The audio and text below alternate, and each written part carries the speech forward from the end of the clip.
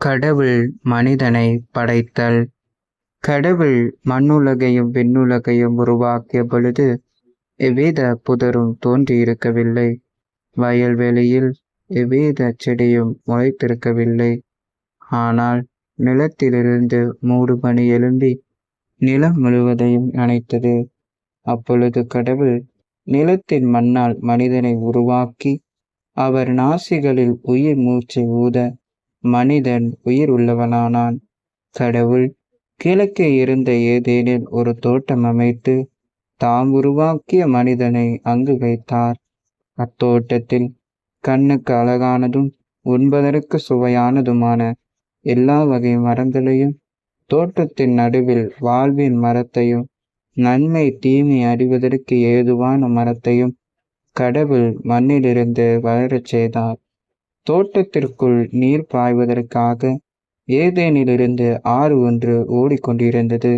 Eden தோட்டத்தை பாதுகாக்கவும் பண்படுத்தவும் கடவுள் மனிதனை அங்கு கொண்டு வந்து குடியிருக்கச் செய்தார்.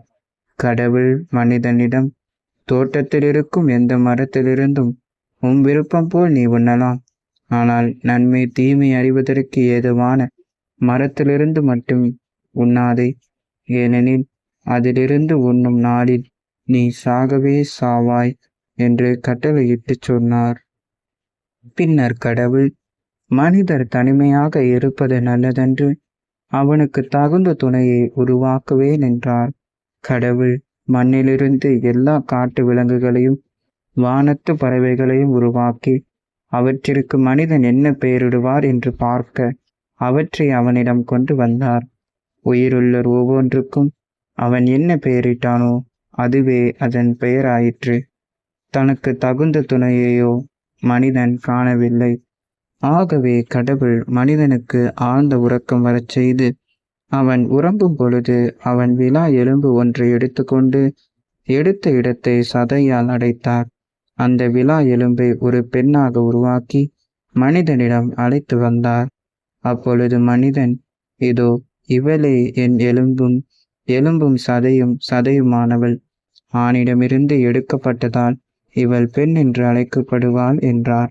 இதனால் கணவன் தன் தாய் தந்தையை விட்டுவிட்டு தன் மனைவியுடன் ஒன்றித்திருப்பான். மனிதர் அவள் மனைவி ஆகிய இருவரும் ஆடையின்றி இருந்தனர். ஆனால் அவர்கள் வெட்கப்படவில்லை.